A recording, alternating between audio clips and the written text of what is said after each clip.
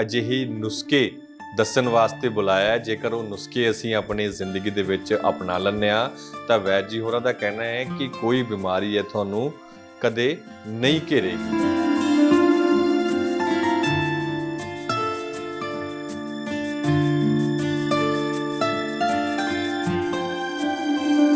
ਅੱਜ ਥਾਣਿਆਂ ਕਚਹਿਰੀਆਂ ਦੇ ਵਿੱਚ ਕੋਠੀ ਕਾਰ ਗੱਡੀ ਜ਼ਮੀਨ ਜਾਇਦਾਦ ਦਾ ਰੌਲਾ ਤਾਂ ਖਤਮ ਹੋ ਗਿਆ। ਅੱਜ ਤੁਸੀਂ ਜਾ ਕੇ ਸਰਵੇ ਕਰਕੇ ਦੇਖੋ ਕਿ ਅੱਜ ਤਲਾਕ ਹੋਣ ਦਾ ਸਭ ਤੋਂ ਵੱਡਾ ਕਾਰਨ ਕੀ ਹੈ ਕਿ ਸੈਕਸ ਐਜੂਕੇਸ਼ਨ ਨਾ ਹੋਣ ਕਰਕੇ ਤੇ ਮੁੰਡਾ ਟਾਈਮ ਫਿਰਸ। ਜੇ ਉਹਨੂੰ ਪਹਿਲਾਂ ਨੌਲੇਜ ਹੋ ਜੂ ਜਿਹੜੇ ਕਾਰਤੂਸ ਚੱਲ ਗਏ ਅੱਜ ਦੇ ਨਿਆਣੇ ਜਿਹੜੇ ਬਚ ਜਾਣਗੇ, ਉਹ ਮੇਰਾ ਧਰਮ ਕਹਿੰਦਾ ਕਿ ਮੈਨੂੰ ਉਹਨਾਂ ਨੂੰ ਬਚਾਉਣਾ ਚਾਹੀਦਾ।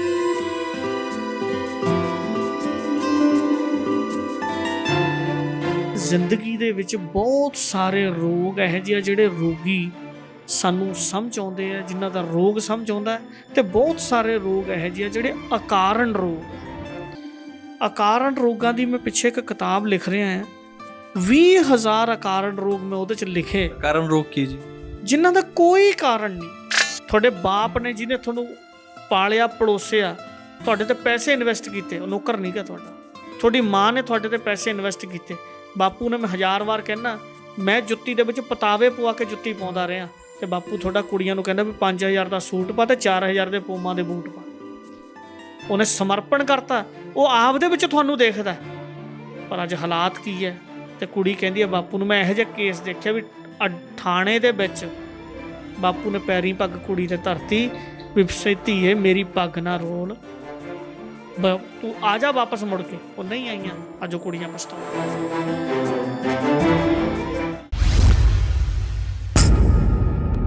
ਸਲਾਮ, ਨਮਸਤੇ, ਸਤਿ ਸ਼੍ਰੀ ਅਕਾਲ। ਹਕੀਕਤ ਟੀਵੀ ਪੰਜਾਬੀ ਦੇਖ ਰਹੇ ਸਾਡੇ ਸਾਰੇ ਦਰਸ਼ਕਾਂ ਦਾ ਸਵਾਗਤ ਹੈ। ਮੈਂ ਹਾਂ ਕਾਸਿਫ ਫਾਰੂਕੀ।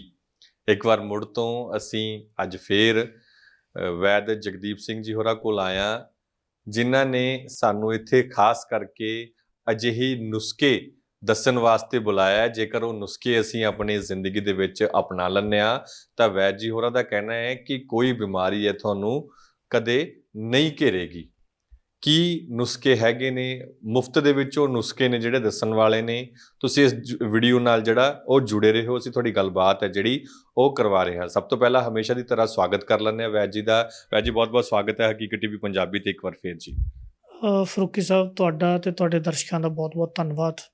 ਸੱਚੇ ਪਾਤਸ਼ਾਹ ਕਿਰਪਾ ਕਰਨ, ਮਿਹਰ ਕਰਨ, ਸਾਡੇ ਰੋਗ ਮੁਕਤ ਹੋਣ ਔਰ ਤੰਦਰੁਸਤ ਰਹਿਣ। ਮਹਾਰਾਜ ਸੱਚੇ ਪਾਤਸ਼ਾਹ ਸਾਰੇ ਪਰਿਵਾਰਾਂ ਦੇ ਵਿੱਚ ਖੁਸ਼ੀਆਂ ਬਖਸ਼ਣ। ਜਿੱਥੇ ਖੁਸ਼ੀਆਂ ਬਖਸ਼ਣ ਉੱਥੇ ਪੱਤ ਰੱਖਣ ਤੇ ਲਾਜ ਰੱਖਣ ਜੀ। ਸੋ ਵੈਦ ਜੀ, ਤੁਸੀਂ ਖਾਸ ਕਰਕੇ ਅੱਜ ਬੁਲਾਇਆ ਹੈਗਾ, ਕਿਹੜੇ ਦਿਲ ਦੇ ਜਜ਼ਬਾਤ ਹੈਗੇ ਨੇ, ਕਿਹੜੇ ਵਲਵਲੇ ਹੈਗੇ ਨੇ, ਤੇ ਕਿਹੜੇ ਨੁਸਖੇ ਹੈਗੇ ਨੇ ਜਿਹੜੇ ਇਸ ਵੇਲੇ ਤੁਸੀਂ ਲੋਕਾਂ ਨਾਲ ਸਾਂਝੇ ਕਰਨ ਜਾ ਰਹੇ ਹੋ? ਤੁਹਾਡਾ ਕਹਿਣਾ ਹੈ, ਤੁਹਾਡਾ ਦਾਅਵਾ ਹੈ ਕਿ ਜੇਕਰ ਉਹ ਨੁਸਖੇ ਅਸੀਂ ਆਪਣੀ ਜ਼ਿੰਦਗੀ ਦੇ ਵਿੱਚ ਅਪਣਾ ਲਈਏ ਤਾਂ ਸਾਨੂੰ ਜਿਹੜੇ ਦਵਾਈਆਂ ਤੋਂ, ਵੈਦਾਂ ਦੇ, ਡਾਕਟਰਾਂ ਦੇ ਚੱਕਰਾਂ ਤੋਂ, ਹਸਪਤਾਲਾਂ ਦੇ ਗੇੜੇ ਮਾਰਨ ਤੋਂ ਮੁਕਤੀ ਮਿਲ ਸਕਦੀ ਹੈ। ਫਰੂਕੀ ਸਾਹਿਬ, ਜਿਹੜੀ ਵੱਡੀ ਗੱਲ ਨਾ ਲੋਕਾਂ ਨੂੰ ਬੜੀ ਲੇਟ ਸਮਝ ਆਉਂਦੀ ਹੈ, ਮੈਂ ਵੀ ਉਹਦੇ ਵਿੱਚ ਹੀ ਹਾਂ, ਉਹ ਹੈਗੀ ਹੈ ਸਮਰਪਣ ਤੇ ਸੰਘਰਸ਼ ਦੀ ਗੱਲ। ਜਿਨ੍ਹਾਂ ਲੋਕਾਂ ਨੇ ਪਰਮਾਤਮਾ ਦੇ ਅੱਗੇ ਸਮਰਪਣ ਕੀਤਾ, ਉਹਨਾਂ ਲੋਕਾਂ ਦੇ ਜੀਵਨ ਦੇ ਵਿੱਚ ਖੁਸ਼ੀਆਂ ਜ਼ਿਆਦਾ ਹੈ। ਜਿਨ੍ਹਾਂ ਨੇ ਆਪਣੀ ਜ਼ਿੰਦਗੀ ਦੇ ਵਿੱਚ ਸੰਘਰਸ਼ ਕੀਤਾ ਹੈ ਔਰ ਪਰਮਾਤਮਾ ਦੇ ਅਗੇਂਸਟ ਜਾ ਕੇ ਸੰਘਰਸ਼ ਕੀਤਾ, ਉਹਨਾਂ 'ਚ ਖੁਸ਼ੀਆਂ ਘੱਟ ਹੈ। ਛੋਟਾ ਜਿਹਾ ਬੱਚਾ ਸਮਰਪਣ ਕਰਕੇ ਜ਼ਿੰਦਗੀ ਜਿਉਂ ਰਿਹਾ, ਚੁੱਲ੍ਹੇ ਦੇ ਕੋਲੇ ਵੀ ਜਾ ਰਿਹਾ ਤਾਂ ਸਮਰਪਣ ਆ ਵੀ ਅੱਗ ਚਾਹੇ ਲੱਗ ਜੇ ਪਰ ਬਚਾਉਣ ਵਾਲੀ ਮਾਤਾ ਕੋਲੇ ਬਿਠਾਤੀ। ਛੋਟਾ ਜਿਹਾ ਬੱਚਾ, ਉਹਦੀ ਕੋਰੀ ਸਲੇਟ ਦੇ ਉੱਤੇ ਜਦੋਂ ਤੁਸੀਂ ਦੇਖੋ ਵੀ 10-20,000 ਬੰਦੇ ਦੇ ਇਕੱਠ ਦੇ ਵਿੱਚ ਦੂਜੀ ਤੀਜੀ ਚੌਥੀ ਕਲਾਸ ਦਾ ਸਕੂਲਾਂ 'ਚ ਪ੍ਰੋਗਰਾਮ ਕਰਕੇ ਦੇਖਿਆ, 20,000 ਦੇ ਇਕੱਠ ਦੇ ਵਿੱਚ ਮੈਂ ਸੋਚੀ ਜਾਂਦਾ ਵੀ ਮੂੰਹ ਤੇ ਦਾੜੀ ਤੇ ਕੁਛ ਲੱਗਿਆ ਨਾ ਹੋਵੇ, ਕੱਪੜੇ ਠੀਕ ਆ, ਹੋਰ ਆ, ਕਿਉਂਕਿ ਸਾਹਮਣੇ ਬੈਠੇ ਬੰਦੇ ਸ਼ੀਸ਼ਾ ਨੇ, ਦਰਪਣ ਨੇ। ਪਰ ਛੋਟਾ ਜਿਹਾ ਨਿਆਣਾ ਇੰਨੀ ਗੜਕ ਕੇ ਗੱਲ ਕਹਿੰਦਾ ਕਿਉਂਕਿ ਕੋਰੀ ਸਲੇਟ ਆ ਤੇ ਪਾਪਾ ਦੀ ਕਮੀ ਕੋਈ ਨਹੀਂ, ਉਸ ਤੇ ਪਾਪ ਲਿਖਿਆ ਹੀ ਕੋਈ ਨਹੀਂ ਗਾ। ਸਾਡੇ ਕਮੀਆਂ ਸਾਡੇ ਵਿੱਚ ਬਹੁਤ ਜ਼ਿਆਦਾ ਹੁੰਦੀਆਂ ਨੇ, ਇਸ ਕਰਕੇ ਕੋਰੀ ਸਲੇਟ ਤੇ ਲਿਖੀ ਬਹੁਤ ਕੁਝ ਚਾਹੁੰਦੇ ਆ। ਛੋਟਾ ਬੱਚਾ, ਉਹਦੀ ਸਲੇਟ ਕੋਰੀ ਆ, ਇਸ ਕਰਕੇ ਉਹਨੂੰ ਡਰ ਕੁਛ ਨਹੀਂ, ਜਿਹੜੀ ਗੱਲ ਉਹਨੇ ਕਹਿਣੀ ਆ ਸਾਫ਼ ਕਹਿਣੀ ਆ। ਇਵੇਂ ਜਿਵੇਂ ਜ਼ਿੰਦਗੀ ਦੇ ਵਿੱਚ ਬਹੁਤ ਸਾਰੇ ਰੋਗ ਇਹੋ ਜਿਹੇ ਜਿਹੜੇ ਰੋਗੀ ਸਾਨੂੰ ਸਮਝ ਆਉਂਦੇ ਆ, ਜਿਨ੍ਹਾਂ ਦਾ ਰੋਗ ਸਮਝ ਆਉਂਦਾ, ਤੇ ਬਹੁਤ ਸਾਰੇ ਰੋਗ ਇਹੋ ਜਿਹੇ ਜਿਹੜੇ ਅਕਾਰਨ ਰੋਗ ਆ। ਅਕਾਰਨ ਰੋਗਾਂ ਦੀ ਮੈਂ ਪਿੱਛੇ ਇੱਕ ਕਿਤਾਬ ਲਿਖ ਰਿਹਾ ਹਾਂ, 20,000 ਅਕਾਰਨ ਰੋਗ ਮੈਂ ਉਹਦੇ 'ਚ ਲਿਖੇ, ਕਾਰਨ ਰੋਗ ਕੀ ਜੀ? ਜਿਨ੍ਹਾਂ ਦਾ ਕੋਈ ਕਾਰਨ ਨਹੀਂ। ਮਤਲਬ ਇਦਾਂ ਦੇ ਵੀ ਰੋਗ ਹੋ ਜਾਂਦੇ ਨੇ? ਇਹੋ ਜਿਹੇ ਰੋਗ ਆ, ਬੰਦਾ ਤੁਰਿਆ ਜਾਂਦਾ ਹੈ ਤੇ ਮੇਰੇ ਦਿਮਾਗ ਤੇ ਟੈਨਸ਼ਨ ਹੋ ਗਈ, ਇਹਨੇ ਪੱਗ ਕਿਹੋ ਜਿਹੀ ਬੰਨੀ, ਇਹਨੇ ਜੁੱਤੀ ਕਿਹੋ ਜਿਹੀ ਪਾਈ ਹੈ, ਵੀ ਤੂੰ ਮੂੰਗੀ ਲੈਣੀ ਹੈ ਇਹ ਤੋਂ, ਤੇਰਾ ਤਾਂ ਕੰਮ ਹੀ ਕੋਈ ਨਹੀਂ ਇਸ ਗੱਲ ਦਾ, ਤੂੰ ਟੈਨਸ਼ਨ ਪਾਈਗਾ ਤਾਂ ਫਿਰਦਾ। ਇਹ ਆ ਕਾਰਨ ਰੋਗ। ਮੁੰਡਾ ਕਹਿੰਦਾ ਮੇਰਾ ਵਿਆਹ ਉੱਥੇ ਕਰ ਦੋ ਜਿੱਥੇ ਮੈਂ ਖੁਸ਼ ਰਹਿਣਾ, ਪਰ ਬਾਪੂ ਕਹਿੰਦਾ ਮੇਰੀ ਮਰਜ਼ੀ ਤੋਂ ਬਿਨਾਂ ਵਿਆਹ ਕਿਵੇਂ ਕਰਾ ਲੇਗਾ? ਵਿਆਹ ਉਹਨੇ ਮੁੰਡੇ ਨੇ ਕਰਾਉਣਾ ਹੈ, ਜੇ ਕੱਲ ਨੂੰ ਦੁੱਖ ਆਊਗਾ ਸੁੱਖ ਆਊਗਾ ਉਹ ਜ਼ਿੰਮੇਵਾਰ ਹੈ। ਸਾਡੇ ਪਰਿਵਾਰ ਦੇ ਵਿੱਚ ਅਸੀਂ ਸੁੱਖ ਲਿਆਉਣ ਵਾਲੇ ਹੁੰਦੇ ਕੌਣ ਆ? ਸੁੱਖ ਤਾਂ ਉਹਨੇ ਦੇਣਾ ਜਿਹੜਾ ਸੁੱਖ ਵੰਡਦਾ, ਤੇ ਜੇ ਸਾਰੇ ਸੁੱਖ ਸਾਡੇ ਕੋਲੇ ਹੋਣ ਤਾਂ ਫਿਰ ਦੇ ਦਿਓ ਭੈਣ ਭਰਾ ਜਿਹੜੇ ਦੁਖੀ ਆ ਮਾੜਾ ਮਾੜਾ, ਉਹਨਾਂ ਨੂੰ ਵੀ ਪ੍ਰਸ਼ਾਦ ਵਾਂਗੂ ਵੰਡ ਦਿਆ ਕਰੋ। ਜਿਹਨੇ ਸੁੱਖ ਦੇਣੇ ਆ ਉਹਦੇ ਕੋਲੇ ਜਾ ਕੇ ਸਮਰਪਣ ਕਰਨਾ ਸੀਗਾ, ਸੰਘਰਸ਼ ਕਰਨਾ ਸੀ ਕੰਮ ਲਈ, ਪਰ ਸੰਘਰਸ਼ ਪੁੱਠੇ ਪਾਸੇ ਨੂੰ ਹੋ ਰਿਹਾ ਹੈਗਾ। ਹਰੇਕ ਸੱਸ ਤੋਂ ਨੂੰਹ ਸੋਹਣੇ ਲੱਗਣਾ ਚਾਹੁੰਦੀ ਹੈ, ਤੇ ਦੂਜੇ ਨੂੰ ਡੀਗ੍ਰੇਡ ਕਰਕੇ ਤੁਸੀਂ ਸੋਹਣੇ ਲੱਗੋਗੇ ਕਿਵੇਂ? ਅੱਗੇ ਸੱਸ ਤੁਸੀਂ ਵੀ ਬਣ ਜਾਣਾ, ਨੂੰਹ ਤੁਹਾਡੀ ਵੀ ਆ ਜਾਣੀ ਹੈ। ਇਹ ਐਸੇ ਰੋਗ ਮੈਂ ਦੇਖੇ ਜਿਨ੍ਹਾਂ ਰੋਗਾਂ ਕਰਕੇ ਲੋਕ ਮਾਨਸਿਕ ਤੌਰ ਤੇ ਬਿਮਾਰ ਹੈ।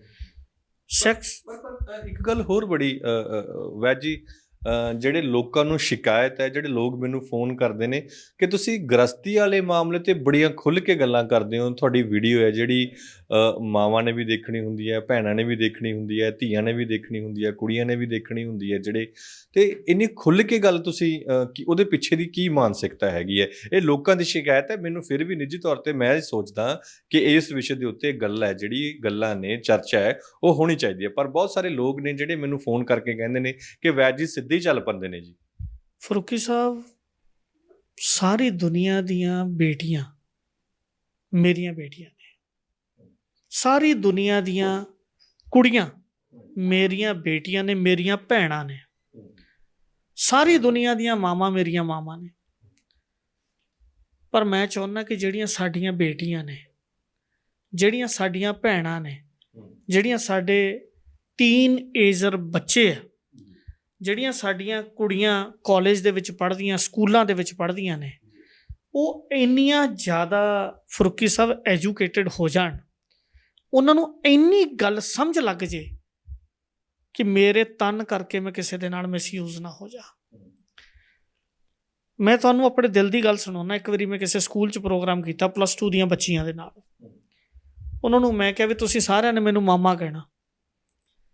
ਉਹ ਕਹਿੰਦੇ ਵੀ ਵੈਦ ਜੀ ਅੰਕਲ ਤੇ ਹੋਰ। ਮੈਂ ਕਹਿੰਦੀ ਮਾਮਾ ਸ਼ਬਦ ਬੜਾ ਵੱਡਾ। ਤੇ ਕੱਲ ਨੂੰ ਇੱਥੇ ਦੁਨੀਆ ਤੇ ਐਸੇ ਬੰਦੇ ਹੋਏ ਆ ਜਿਹੜੇ ਸਾਡੀਆਂ ਛੋਟੀਆਂ ਛੋਟੀਆਂ ਧੀਆਂ ਨਾਲ ਬਲਾਤਕਾਰ ਕਰਦੇ ਰਹੇ ਆ। ਅੱਜ 3 ਸਾਲ ਦੀ ਲੜਕੀ ਨਾਲ ਬਲਾਤਕਾਰ ਹੋ ਰਿਹਾ।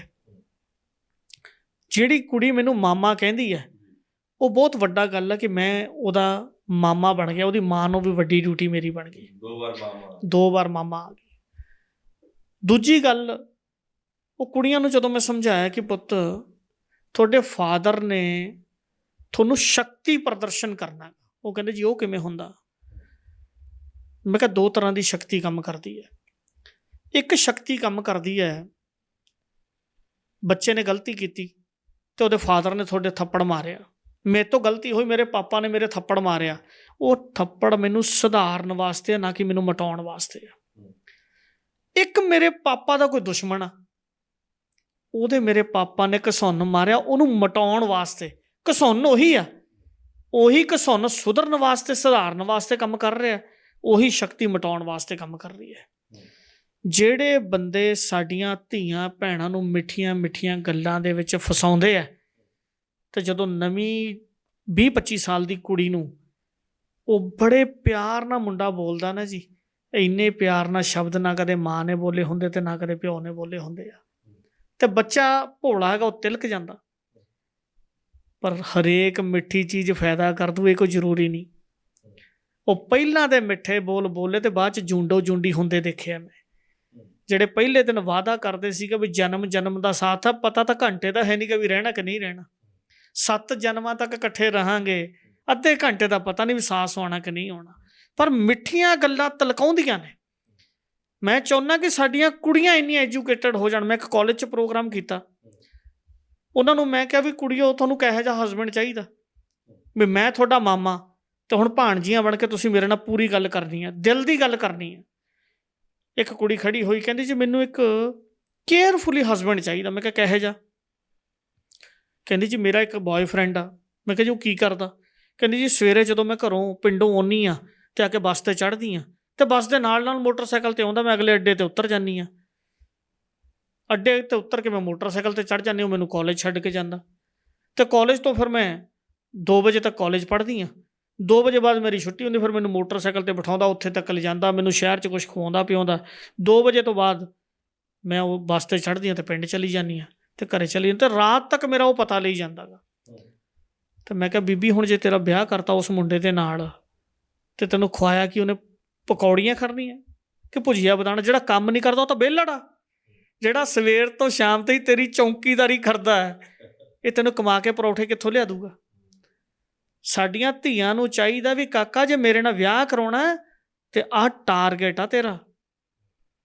ਜੇ ਤੇਰੇ ਬਾਪੂ ਨੇ 10 ਕਿੱਲੇ ਜ਼ਮੀਨ ਦਿੱਤੀ ਆ, 15 ਕਿੱਲੇ ਬਣਾ ਕੇ ਫਿਰ ਮੇਰੇ ਨਾਲ ਹੀ ਜੇ ਵਿਆਹ ਕਰਾਉਣਾ। ਤੇ ਜਿਹੜਾ ਰੋਜ਼ ਬਾਪੂ ਦੀ ਜੇਬ 'ਚੋਂ 2000 ਰੁਪਏ ਲੈ ਕੇ ਆਉਂਦਾ ਗਾ, ਉਹ ਫਿਰ ਉਹੀ ਜਾ ਕੇ ਦੁੱਖ ਦਾ ਕਾਰਨ ਬਣਦਾ। ਉਹ ਕੁੜੀਆਂ ਨੂੰ ਜਾ ਕੇ ਕਹਿੰਦਾ ਤੇਰੇ ਕਰਕੇ ਮੈਂ ਪਰਿਵਾਰ ਛੱਡਤਾ। ਔਰ ਹਜ਼ਾਰਾਂ ਕੁੜੀਆਂ ਇਹੋ ਜਿਹੀਆਂ ਮੈਂ ਦੇਖੀਆਂ ਨੇ ਜਿਹੜੀਆਂ ਅੱਜ ਦੁੱਖ ਦਾ ਕਾਰਨ ਆ। ਤਾਂ ਐਜੂਕੇਸ਼ਨ ਇਹੋ ਜਿਹੀ ਹੈ, ਤੁਹਾਡੇ ਬਾਪ ਨੇ ਜਿਹਨੇ ਤੁਹਾਨੂੰ ਪਾਲਿਆ ਪਲੋਸਿਆ, ਤੁਹਾਡੇ 'ਤੇ ਪੈਸੇ ਇਨਵੈਸਟ ਕੀਤੇ, ਉਹ ਨੌਕਰ ਨਹੀਂ ਗਾ ਤੁਹਾਡਾ। ਤੁਹਾਡੀ ਮਾਂ ਨੇ ਤੁਹਾਡੇ 'ਤੇ ਪੈਸੇ ਇਨਵੈਸਟ ਕੀਤੇ। ਬਾਪੂ ਨੇ, ਮੈਂ 1000 ਵਾਰ ਕਹਿੰਦਾ, ਮੈਂ ਜੁੱਤੀ ਦੇ ਵਿੱਚ ਪਤਾਵੇ ਪਵਾ ਕੇ ਜੁੱਤੀ ਪਾਉਂਦਾ ਰਿਹਾ ਅਤੇ ਬਾਪੂ ਤੁਹਾਡਾ ਕੁੜੀਆਂ ਨੂੰ ਕਹਿੰਦਾ ਵੀ 5000 ਦਾ ਸੂਟ ਪਾ ਅਤੇ 4000 ਦੇ ਪੂਮਾ ਦੇ ਬੂਟ ਪਾ। ਉਹਨੇ ਸਮਰਪਣ ਕਰਤਾ। ਉਹ ਆਪ ਦੇ ਵਿੱਚ ਤੁਹਾਨੂੰ ਦੇਖਦਾ, ਪਰ ਅੱਜ ਹਾਲਾਤ ਕੀ ਹੈ? ਅਤੇ ਕੁੜੀ ਕਹਿੰਦੀ ਹੈ ਬਾਪੂ ਨੂੰ, ਮੈਂ ਇਹੋ ਜਿਹਾ ਕੇਸ ਦੇਖਿਆ ਵੀ ਥਾਣੇ ਦੇ ਵਿੱਚ ਬਾਪੂ ਨੇ ਪੈਰੀਂ ਪੱਗ ਕੁੜੀ 'ਤੇ ਧਰਤੀ ਵੀ ਧੀਏ ਮੇਰੀ ਪੱਗ ਨਾ ਰੋਲ, ਤੂੰ ਆ ਜਾ ਵਾਪਸ ਮੁੜ ਕੇ। ਉਹ ਨਹੀਂ ਆਈਆਂ। ਅੱਜ ਉਹ ਕੁੜੀਆਂ ਪਛਤਾਉਂਦੀਆਂ ਨੇ। ਸੈਕਸ ਐਜੂਕੇਸ਼ਨ ਬੱਚੇ ਦੇ ਸੈਕਸ ਨੂੰ ਵਧਾਉਣ ਲਈ ਨਹੀਂ, ਸੈਕਸ ਐਜੂਕੇਸ਼ਨ ਆ ਕਿ ਸਾਨੂੰ ਮਿਸਯੂਜ਼ ਨਾ ਕਰ ਜੇ ਕੋਈ। ਅੱਜ 15 ਸਾਲ ਦਾ ਨਿਆਣਾ 25 ਸਾਲ ਤੱਕ ਹੱਥ ਰੱਸੀ ਕਰਦਾ ਅਤੇ ਵਿਆਹ ਤੋਂ ਪਹਿਲਾਂ ਇੱਥੇ ਵੈਦ ਜੀ ਦੇ ਕੋਲ ਆ ਕੇ, ਚਾਹੇ ਮੇਰੇ ਕੋਲ ਹੀ ਆਈ ਜਾਂਦੇ ਆ।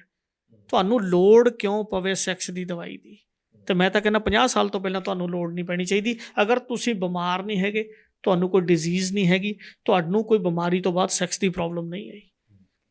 ਅੱਜ ਪਹਿਲੀ ਸਟੇਟ ਆ ਸਾਡੀ ਬਣ ਗਈ ਕਿ ਵਿਆਹ ਤੋਂ ਪਹਿਲਾਂ ਕੁੜੀ ਕਹਿੰਦੀ ਹੈ ਵੀ ਮੁੰਡੇ ਦੇ ਸਾਰੇ ਟੈਸਟ ਕਰਾਉਣੇ ਆ। ਇਹਦਾ ਮਤਲਬ ਗਲਤ ਹੋ ਗਿਆ। ਹਜ਼ਾਰਾਂ ਕੁੜੀਆਂ ਨੇ ਜਿਹੜੀਆਂ 2 ਮਹੀਨੇ ਬਾਅਦ ਤਲਾਕ ਹੋ ਗਏ। ਅੱਜ ਥਾਣਿਆਂ ਕਚਹਿਰੀਆਂ ਦੇ ਵਿੱਚ ਕੋਠੀ, ਕਾਰ, ਗੱਡੀ, ਜ਼ਮੀਨ, ਜਾਇਦਾਦ ਦਾ ਰੌਲਾ ਤਾਂ ਖਤਮ ਹੋ ਗਿਆ। ਅੱਜ ਤੁਸੀਂ ਜਾ ਕੇ ਸਰਵੇ ਕਰਕੇ ਦੇਖੋ ਕਿ ਅੱਜ ਤਲਾਕ ਹੋਣ ਦਾ ਸਭ ਤੋਂ ਵੱਡਾ ਕਾਰਨ ਕੀ ਹੈ? ਕਿ ਸੈਕਸ ਐਜੂਕੇਸ਼ਨ ਨਾ ਹੋਣ ਕਰਕੇ ਅਤੇ ਮੁੰਡਾ ਟਾਇ ਫਿਰਸਾ। ਜੇ ਉਹਨੂੰ ਪਹਿਲਾਂ ਨੌਲੇਜ ਹੋ ਜੂ, ਜਿਹੜੇ ਕਾਰਤੂਸ ਚੱਲ ਗਏ, ਅੱਜ ਦੇ ਨਿਆਣੇ ਜਿਹੜੇ ਬਚ ਜਾਣਗੇ, ਉਹ ਮੇਰਾ ਧਰਮ ਕਹਿੰਦਾ ਕਿ ਮੈਨੂੰ ਉਹਨਾਂ ਨੂੰ ਬਚਾਉਣਾ ਚਾਹੀਦਾ। ਇਸੇ ਕਰਕੇ ਅਕਾਰਨ ਰੋਗ ਨੇ। ਔਰ ਸੈਕਸ ਇੰਦਰੀ ਘੱਟ ਕਰ ਰਹੀ ਹੈ, ਦਿਮਾਗ ਜ਼ਿਆਦਾ ਕਰ ਰਿਹਾ, ਜਿਹਨੂੰ ਅਸੀਂ ਅਕਾਰਨ ਰੋਗ ਕਹਿੰਦੇ ਹਾਂ। ਜਿਹੜਾ ਬੰਦਾ ਪ੍ਰੈਕਟੀਕਲੀ ਸੈਕਸ ਨਹੀਂ ਕਰ ਪਾ ਰਿਹਾ, ਉਹਦਾ ਦਿਮਾਗ ਸੈਕਸ ਕਰ ਰਿਹਾ।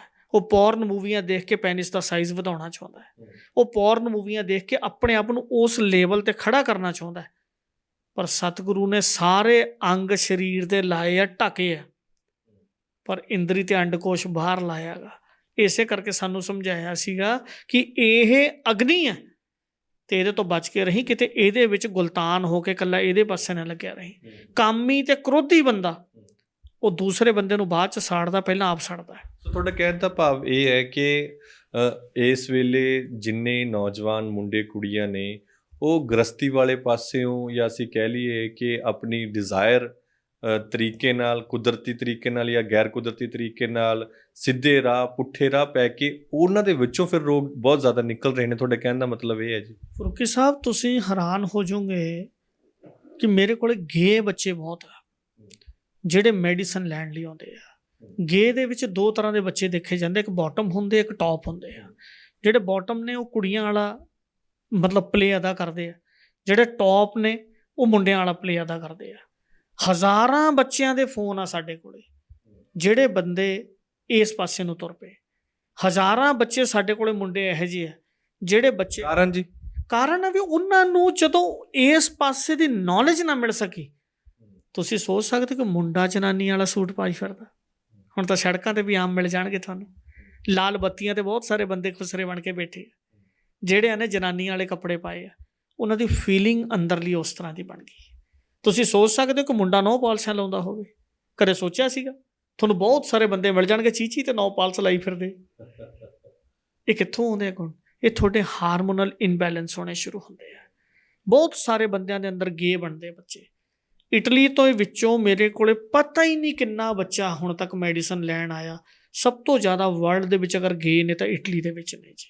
ਛੋਟੇ ਛੋਟੇ ਬੱਚੇ ਇਕੱਠੇ ਪੈਂਦੇ, ਕੁੜੀਆਂ ਮੁੰਡੇ, ਔਰ 20-25 ਸਾਲ ਤੱਕ ਸਾਰਾ ਕੁਛ ਹੀ ਖਤਮ ਕਰ ਲੈਂਦੇ ਤੇ ਫਿਰ ਉਹ ਬੋਟਮ ਬਣ ਜਾਂਦੇ ਆ। ਉਹ ਕਿਉਂ ਬਣੇ? ਤੁਸੀਂ ਸੋਚ ਕੇ ਦੇਖੋ ਕਿ ਜਿਨ੍ਹਾਂ ਦਾ ਬੱਚਾ ਅੱਜ ਮੁੰਡਾ ਅਗਰ ਉਹ ਗੇ ਸੈਕਸ ਵਾਲੇ ਪਾਸੇ ਨੂੰ ਤੁਰ ਪਿਆ, ਉਹ ਪਰਿਵਾਰ ਦਾ ਕੀ ਜਿਉਣਾ ਹੋ ਗਿਆ। ਕੈਸੇ ਐਸੇ ਮਾਂ ਪਿਓ ਮੇਰੇ ਕੋਲੇ ਬੱਚੇ ਨੂੰ ਲੈ ਕੇ ਆਏ ਆ ਕਿ ਇਹਦੇ 'ਚ ਇਹ ਭਾਜੀ ਸਿਸਟਮ ਵੀ ਬੜੇ ਹੋਰ ਤਰੀਕੇ ਦਾ ਕਰਦਾ। ਇਹਦੀਆਂ ਸਾਰੀਆਂ ਹਰਕਤਾਂ ਹੀ ਕੁੜੀਆਂ ਵਾਲੀਆਂ ਨੇ, ਇਹ ਗੱਲਾਂ ਹੀ ਕੁੜੀਆਂ ਵਾਲੀਆਂ ਕਰੀ ਜਾਂਦਾ। ਇੱਕ ਬਹੁਤ ਵਧੀਆ ਪ੍ਰੋਫੈਸਰ ਬੰਦੇ ਮੇਰੇ ਕੋਲ ਮੈਡੀਸਨ ਲੈਣ ਆਏ ਅਤੇ ਉਹ ਕਹਿੰਦੇ ਮੈਂ ਮੁੰਡੇ ਨੂੰ, ਅਸੀਂ ਕਿਸੇ ਦੇ ਵਿਆਹ 'ਤੇ ਜਾਣਾ ਸੀਗਾ ਅਤੇ ਮੁੰਡਾ ਤਿਆਰ ਹੁੰਦਾ ਆਪਣੀ ਮੰਮੀ ਦੀ ਲਿਪਸਟਿਕ ਚੱਕ ਕੇ ਬੁੱਲਾਂ 'ਤੇ ਲਾਈ ਜਾਵੇ। ਕਹਿੰਦਾ ਮੈਂ ਜਦੋਂ ਉਹਨੂੰ ਦੇਖ ਲਿਆ ਮੈਂ ਕਿਹਾ ਇਹਨੂੰ ਤਾਂ ਹੁਣ ਕੁਛ ਨਹੀਂ ਕਹਿਣਾ ਕਿਉਂਕਿ ਵਿਆਹ 'ਤੇ ਜਾਣਾ।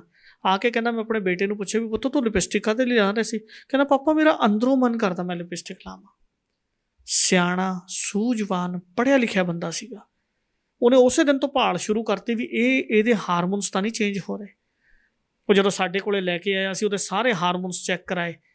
ਹਜ਼ਾਰਾਂ ਬੱਚੇ ਇਸ ਤਰ੍ਹਾਂ ਦੇ ਸਾਡੇ ਕੋਲੇ ਆਏ ਆ, ਲੇਕਿਨ ਮਾਂ ਪਿਓ ਨੇ ਗੌਰ ਨਹੀਂ ਕੀਤੀ ਤੇ ਅੱਜ ਉਲਟੇ ਰਸਤੇ 'ਤੇ ਹੋ ਗਏ।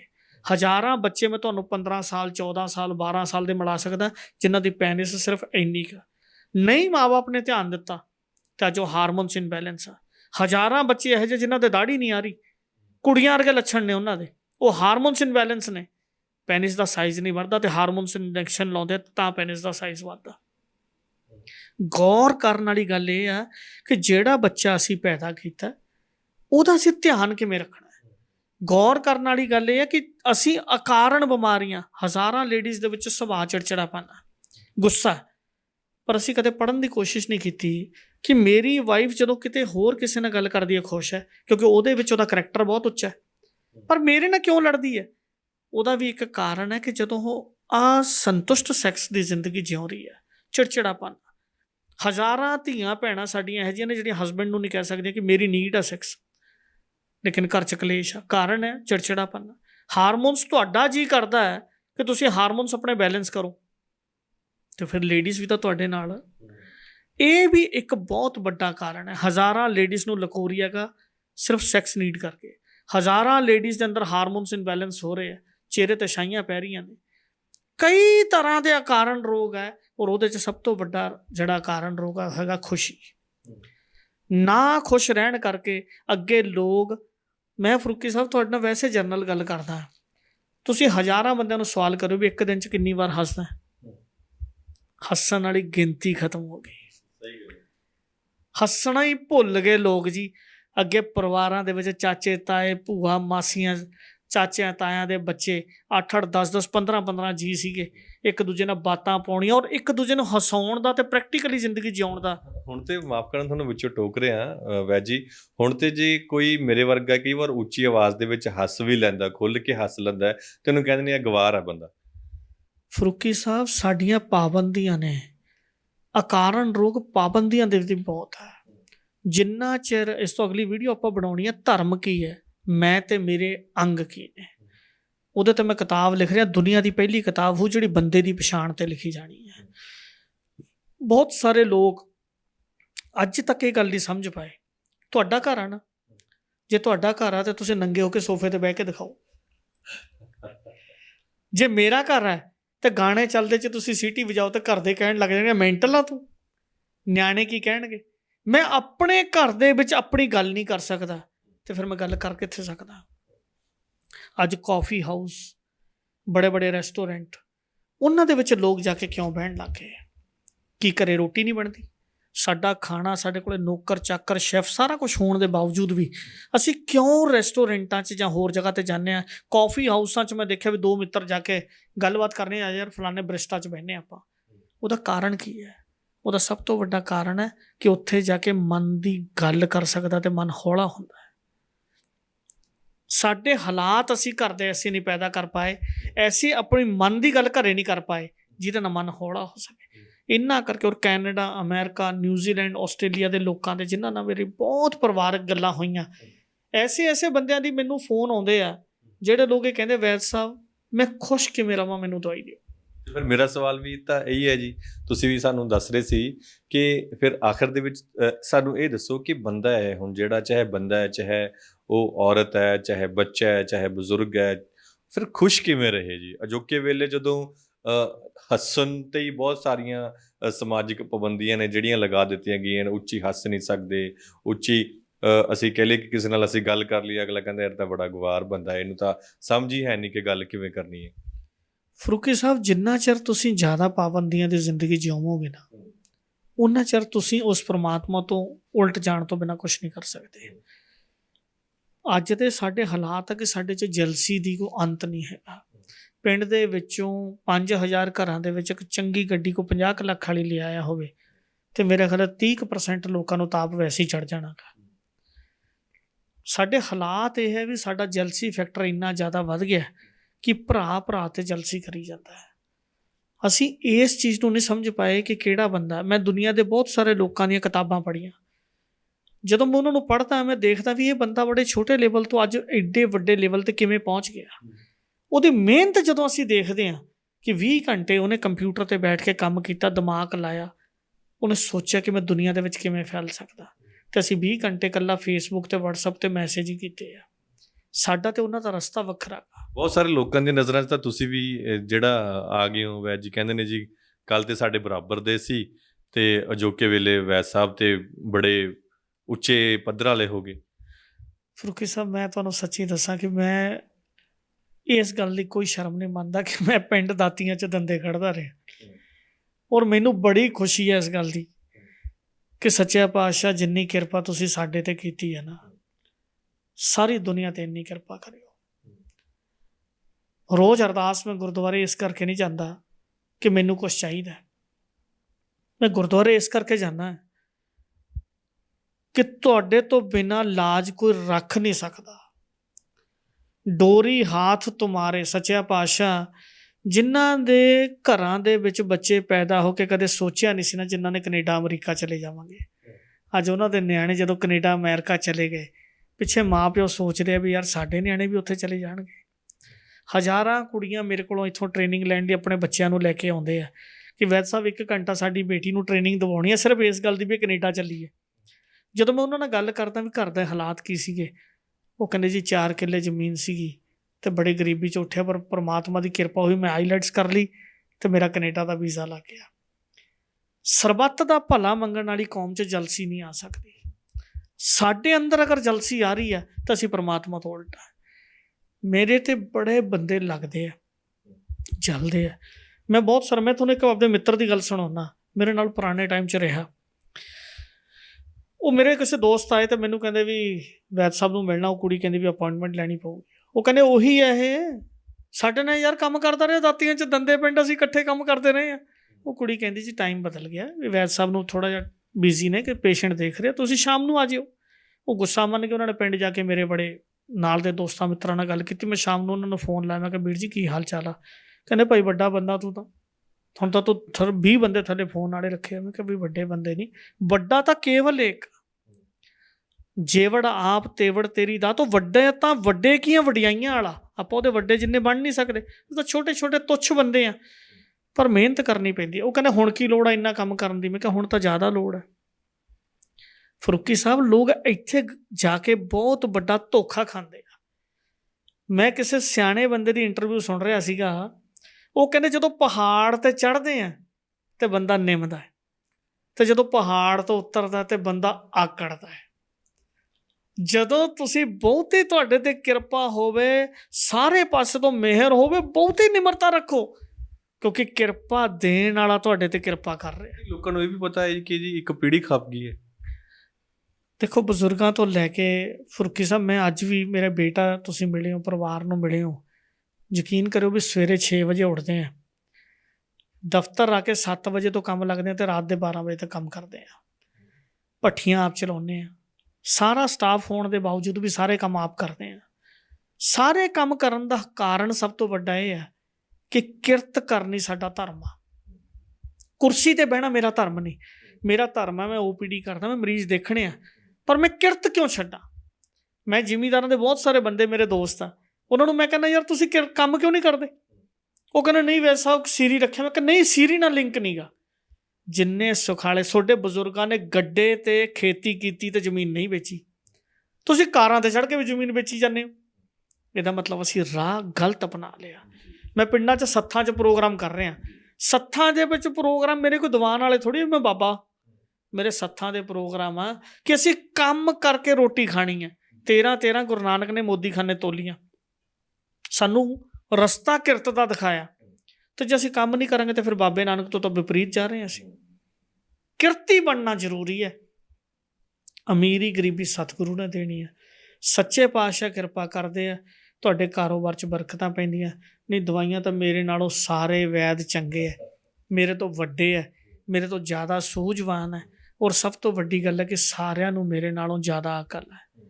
ਪਰ ਮੇਰੀ ਰੋਟੀ ਜਿਹੜੇ ਸੱਚੇ ਪਾਤਸ਼ਾਹ ਚਲਾਉਂਦੇ ਆ, ਮੈਂ ਉਹਦੇ ਦਰ 'ਤੇ ਜਾ ਕੇ ਰੋਜ਼ ਕਹਿੰਦਾ ਕਿ ਸੱਚਾ ਪਾਤਸ਼ਾਹ ਸਗਲ ਦੁਆਰ ਕੋ ਛਾੜ ਕੇ ਗਇਓ ਤੁਹਾਰੋ ਦੁਆਰ। ਅਸੀਂ ਪੁਰਾਣੇ ਬਜ਼ੁਰਗਾਂ ਦੇ ਗੁਣ ਭੁੱਲ ਗਏ। ਸ਼ਾਮ ਨੂੰ 7 ਵਜੇ ਸੰਧਿਆ ਕਹਿੰਦੇ ਆ। ਸ਼ਾਮ ਨੂੰ ਲਾਈਟ ਲੱਗਦੀ ਸੀ ਨਾ, ਤੇ ਲੋਕ ਕੰਨਾਂ ਨੂੰ ਹੱਥ ਲਾਉਂਦੇ ਸੀ, ਸੱਚਾ ਪਾਤਸ਼ਾਹ ਬੱਤੀ ਮੱਥੇ ਲੱਗੀ ਆ। ਅੱਜ ਕਿੰਨੇ ਕੁ ਬੰਦੇ ਬੱਤੀ ਨੂੰ ਮੱਥੇ ਲਾਉਂਦੇ ਆ? ਅੱਗੇ ਟਰੱਕ ਚਲਾਉਣ ਵਾਲਾ ਪੈਰੀਂ ਹੱਥ ਲਾਉਂਦਾ ਸੀ ਪੈਡਲਾਂ ਦੇ ਵੀ, ਸੱਚੇ ਪਾਤਸ਼ਾਹ ਤੇਰਾ ਓਟ ਆਸ ਰੱਖਿਆ, ਗੱਡੀ ਚਲਾਉਣ ਲੱਗਿਆ ਤੂੰ ਮੇਰੇ ਅੰਗ ਸੰਗ ਸਹਾਈ ਰਹੀ। ਅੱਜ ਕਿੰਨੇ ਕੁ ਬੰਦੇ ਇਸ ਗੁਣ ਨੂੰ ਪਾਉਂਦੇ ਆ? ਜਿਹੜੇ ਟਰੈਕਟਰ ਨੇ ਸਾਨੂੰ ਰੋਟੀ ਦੇਣੀ ਹੈ, ਅਸੀਂ ਉਹਨੂੰ ਭਜਾ ਕੇ ਟੋਇਆਂ 'ਚ ਸਿੱਟ ਕੇ ਉਹਦਾ ਸਤਿਕਾਰ ਘਟਾਉਂਦੇ ਹਾਂ।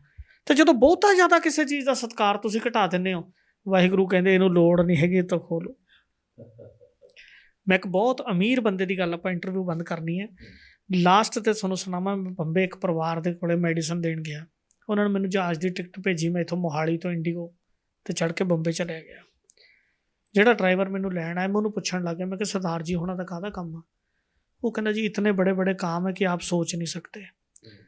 ਜਦੋਂ ਮੈਂ ਉਹਨਾਂ ਦੇ ਘਰੇ ਗਿਆ ਅਤੇ ਉਹ ਜਾਂਦਿਆਂ ਨੂੰ ਅਰਦਾਸ ਬੇਨਤੀ ਘਰੇ ਹੋਵੇ, ਅਤੇ ਮੈਂ ਉਹਨਾਂ ਨੂੰ ਪੁੱਛਣ ਲੱਗ ਗਿਆ, ਮੈਂ ਕਿਹਾ ਭਾਈ ਸਾਹਿਬ ਵੀ ਪਰਿਵਾਰ ਕਿਸ ਤਰ੍ਹਾਂ ਦਾ? ਉਹ ਕਹਿੰਦੇ ਜੀ ਸਾਰਾ ਪਰਿਵਾਰ ਇੱਕ ਸੁਖਮਨੀ ਸਾਹਿਬ ਦਾ ਪਾਠ ਕਰਕੇ ਪਾਣੀ ਪੀਂਦੇ ਹਾਂ, ਔਰ ਸਾਰਾ ਪਰਿਵਾਰ ਗੁਰਦੁਆਰੇ ਮੱਥਾ ਟੇਕਣ ਜਾਂਦੇ ਹਾਂ।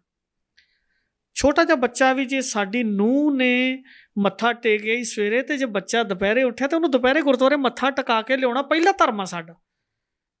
ਸੱਚੇ ਪਾਤਸ਼ਾਹ ਓਟ ਆਸਰਾ ਕਰਦੇ ਅਤੇ ਸਾਡਾ ਬੱਚਾ ਕਦੇ ਨਲਾਇਕ ਨਹੀਂ ਹੋਇਆ। ਸਾਡੀ ਮਾਤਾ ਜੀ ਦੇ ਘਰੇ ਕੋਈ ਬਿਮਾਰੀ ਲੱਗੀ, ਪਿਛਲੇ ਕਰਮਾਂ ਦੇ ਜਨਮਾਂਤਰਾਂ ਦਾ ਹਿਸਾਬ ਆ, ਲੀਵਰ ਦੀ ਡਿਸੀਜ਼ ਹੋ ਗਈ। ਲੀਵਰ ਦੇ ਵਿੱਚ ਉਹਨਾਂ ਨੂੰ ਪੀਲੀਆ ਹੁੰਦਾ ਰਿਹਾ, 5-7 ਸਾਲ ਦਵਾਈ ਨਹੀਂ ਲਈ, ਐਲੋਪੈਥੀ ਲਈ, ਚਲੋ ਗੜਬੜ ਹੋ ਗਈ, ਤੁਹਾਡਾ ਪਤਾ ਲੱਗਿਆ ਅਤੇ ਤੁਹਾਨੂੰ ਇੱਥੇ ਬੁਲਾਇਆ। ਮਾਤਾ ਜੀ ਨੂੰ ਜਹਾਜ਼ ਨਹੀਂ ਚੜ੍ਹਾਇਆ। ਉਹ ਕਹਿੰਦੇ ਮਾਤਾ ਜੀ ਅਸੀਂ ਤੁਹਾਡੇ ਲਈ ਅਫੋਰਡ ਕਰ ਸਕਦੇ, ਵੈਦ ਜੀ ਨੂੰ ਇੱਥੇ ਸੱਦ ਦਿੰਦੇ ਹਾਂ। ਮੈਨੂੰ ਉਹਨਾਂ ਨੇ ਫੀਸ ਵੀ ਦਿੱਤੀ, ਬੁਲਾਇਆ ਵੀ।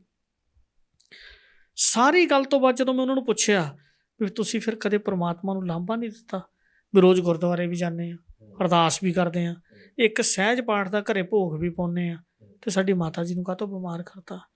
ਉਹ ਕਹਿੰਦੇ ਕੰਪਲੇਂਟ ਤਾਂ ਕਦੇ ਕਰਨੀ ਨਹੀਂ, ਇਹ ਆ ਜ਼ਿੰਦਗੀ ਦਾ ਸਮਰਪਣ। ਵੈਦ ਜੀ ਸਾਨੂੰ ਸਾਰਾ ਕੁਝ ਦੇ ਕੇ ਜੇ ਇੱਕ ਛੋਟੀ ਜਿਹੀ ਬਿਮਾਰੀ ਦੇਤੀ, ਅਸੀਂ ਲਾਂਭਾ ਦੇ ਦਈਏ? ਅੱਜ ਜੇ ਸਾਰੀਆਂ ਚੀਜ਼ਾਂ ਪ੍ਰਮਾਤਮਾ ਤੁਹਾਨੂੰ ਦੇਈ ਜਾਂਦਾ ਤਾਂ ਬਹੁਤਾ ਚੰਗਾ। 2 ਵਾਰ ਵੀਜ਼ਾ ਰਿਜੈਕਟ ਕਰਦੇ, ਅਸੀਂ ਕਹਿੰਦੇ ਹਾਂ ਰੱਬ ਤੂੰ ਹੈ ਹੀ ਨਹੀਂ ਗਾ। ਸਾਡਾ ਰੌਲਾ ਹੀ ਇਸ ਗੱਲ ਦਾ ਹੈ ਕਿ ਅਸੀਂ ਸਮਰਪਣ ਦੀ ਜ਼ਿੰਦਗੀ ਬੰਦ ਕਰਤੀ, ਸੰਘਰਸ਼ ਦੀ ਜ਼ਿੰਦਗੀ ਜਿਉਂਦੇ। ਸੰਘਰਸ਼ ਨਾਲ ਹਾਰ ਹੈ, ਸਮਰਪਣ ਨਾਲ ਜਿੱਤ ਹੈ ਜੀ। ਬਹੁਤ ਬਹੁਤ ਸ਼ੁਕਰੀਆ ਜੀ ਵੈਦ ਜੀ, ਸਾਰੀ ਗੱਲਬਾਤ ਕਰਨ ਲਈ। ਮੈਨੂੰ ਲੱਗਦਾ ਹੈ ਕਿ ਬੜੀਆਂ ਡੂੰਘਾਈ ਵਾਲੀਆਂ ਗੱਲਾਂ ਹੋਈਆਂ ਨੇ, ਔਰ ਜਿਨ੍ਹਾਂ ਦੇ ਜਿੰਨੇ ਵੀ ਇੰਟਰਵਿਊ ਸਾਡੇ ਦੇਖਣ ਵਾਲੇ, ਕਿਸੇ ਇੱਕ ਦੇ ਖਾਨੇ ਦੇ ਵਿੱਚ ਉਹ ਗੱਲ ਤੁਹਾਡੇ ਲਈ ਪੈ ਗਈ, ਅਤੇ ਮੈਨੂੰ ਲੱਗਦਾ ਉਹਨਾਂ ਦੀ ਪੀੜ੍ਹੀਆਂ ਜਿਹੜੀਆਂ ਉਹ ਤਰ ਸਕਦੇ ਨੇ। ਤੁਸੀਂ ਸਮਾਂ ਦਿੱਤਾ, ਬਹੁਤ ਕੀਮਤੀ ਸਮਾਂ ਹੁੰਦਾ, ਇਸ ਲਈ ਤੁਹਾਡਾ ਬਹੁਤ ਬਹੁਤ ਧੰਨਵਾਦ। ਫਰੂਕੀ ਸਾਹਿਬ ਤੁਹਾਡਾ ਅਤੇ ਤੁਹਾਡੇ ਦਰਸ਼ਕਾਂ ਦਾ ਬਹੁਤ ਬਹੁਤ ਧੰਨਵਾਦ ਹੈ। ਸੱਚੇ ਪਾਤਸ਼ਾਹ ਕਿਰਪਾ ਕਰਨ ਤੁਹਾਡੇ ਜ਼ਰੀਏ ਨਾਲ ਜਿਨ੍ਹਾਂ ਤੱਕ ਆਪਣੀ ਗੱਲ ਜਾਂਦੀ ਹੈ, ਔਰ ਦਿਲੋਂ ਚਾਹੁੰਦੇ ਹਾਂ ਆਪਾਂ ਕਿ ਲੋਕ ਤੰਦਰੁਸਤ ਹੋਣ। ਮੈਂ ਲੋਕਾਂ ਨੂੰ ਅਰਦਾਸ ਬੇਨਤੀ ਕਰਦਾ ਕਿ ਰੋਜ਼ ਜਾ ਕੇ ਕਹਿ ਦਿਆ ਕਰੋ ਸਤਿਗੁਰੂ ਅੱਗੇ ਕਿ ਵੈਦਾਂ, ਡਾਕਟਰਾਂ, ਹਕੀਮਾਂ, ਵਕੀਲਾਂ ਅਤੇ ਪੁਲਿਸ ਤੋਂ ਬਚਾ ਦਿਓ। ਸੱਚੇ ਪਾਤਸ਼ਾਹ ਜਿਹੜਾ ਸਾਨੂੰ ਪੈਸੇ ਦਿੱਤੇ ਆ, ਦਸਵੰਧ ਇੱਥੇ ਹੀ ਲਵਾ ਲਓ, ਇਹਨਾਂ ਦੇ ਵੱਸ ਨਾ ਪਾਇਓ। ਜਿਹੜੇ ਇਹਨਾਂ ਦੇ ਵੱਸ ਪਏ ਆ ਅਤੇ ਫਿਰ ਇਹਨਾਂ ਤੋਂ ਨਿਕਲਣਾ ਬੜਾ ਔਖਾ ਜੀ। ਬਹੁਤ ਬਹੁਤ ਸ਼ੁਕਰੀਆ ਜੀ ਸਾਰੀ ਗੱਲਬਾਤ ਦੇ ਲਈ। ਸੋ ਇਹ ਸਨ ਵੈਦ ਜਗਦੀਪ ਸਿੰਘ, ਜਿਨ੍ਹਾਂ ਨੇ ਬੜੇ ਹੀ ਡੂੰਘੇ ਮਨ ਦੀ ਅਵਸਥਾ ਦੇ ਵਿੱਚੋਂ ਜੋ ਉਹਨਾਂ ਦੇ ਵਲਵਲੇ ਸਨ, ਉਹਨਾਂ ਨੇ ਦੱਸਿਆ ਕਿ ਕਿਸ ਤਰੀਕੇ ਨਾਲ ਜਿਹੜੇ ਅਕਾਰਨ, ਜਿਨ੍ਹਾਂ ਦਾ ਕੋਈ ਕਾਰਨ ਨਹੀਂ ਹੁੰਦਾ, ਲੋਕਾਂ ਨੂੰ ਪਤਾ ਨਹੀਂ ਲੱਗਦਾ, ਪਰ ਉਹਨਾਂ ਨੂੰ ਰੋਗ ਹੈ ਜਿਹੜਾ ਉਹ ਹੋ ਜਾਂਦਾ ਹੈ। ਅਜਿਹੇ ਰੋਗਾਂ ਨੂੰ ਅਸੀਂ ਕਿਸ ਤਰੀਕੇ ਨਾਲ, ਨਾਲੋਂ ਨਾਲ ਉਹਨਾਂ ਨੇ ਸਬਰ, ਸੰਤੋਖ ਤੇ ਕਿਰਤ ਕਰਨ ਵਾਲਾ ਫਾਰਮੂਲਾ ਉਹਨਾਂ ਨੇ ਦੱਸਿਆ ਕਿ ਜਿਹੜਾ ਇਸ ਫਾਰਮੂਲੇ ਨੂੰ ਅਪਣਾ ਕੇ ਆਪਣੀ ਜ਼ਿੰਦਗੀ ਜਿਉਂਦੇ ਨੇ, ਉਹ ਫਿਰ 21 ਤੋਂ 91 ਹੋ ਜਾਂਦੇ ਨੇ, 21 ਤੋਂ 11 ਕਦੇ ਨਹੀਂ ਹੁੰਦੇ। ਸੋ ਫਿਲਹਾਲ ਇਹ ਗੱਲਬਾਤ ਤੁਹਾਨੂੰ ਕਿਵੇਂ ਲੱਗੀ, ਇਸ ਬਾਬਤ ਤੁਸੀਂ ਆਪਣੀ ਰਾਏ ਵੀ ਸਾਨੂੰ ਕਮੈਂਟ ਬਾਕਸ ਦੇ ਵਿੱਚ ਜ਼ਰੂਰ ਦਿਓ। ਫਿਲਹਾਲ ਜੇਕਰ ਤੁਹਾਡੇ ਮਨ ਦੇ ਵਿੱਚ ਕੋਈ ਸਵਾਲ, ਕੋਈ ਸ਼ੰਕਾ ਇਸ ਗੱਲਬਾਤ ਤੋਂ ਬਾਅਦ ਆਉਂਦਾ ਹੈ ਤਾਂ ਤੁਸੀਂ ਉਹ ਵੀ ਕਮੈਂਟ ਬਾਕਸ ਦੇ ਵਿੱਚ ਜ਼ਰੂਰ ਲਿਖਿਓ। ਅਸੀਂ ਕੋਸ਼ਿਸ਼ ਕਰਾਂਗੇ ਤੁਹਾਡਾ ਸਵਾਲ ਅਗਲੀ ਵਾਰ ਵੈਦ ਜੀ ਨਾਲ ਜਿਹੜੀ ਇੰਟਰਵਿਊ ਹੋਏਗੀ ਉਹਦੇ ਵਿੱਚ ਸ਼ਾਮਿਲ ਜ਼ਰੂਰ ਕਰੀਏ। ਧੰਨਵਾਦ।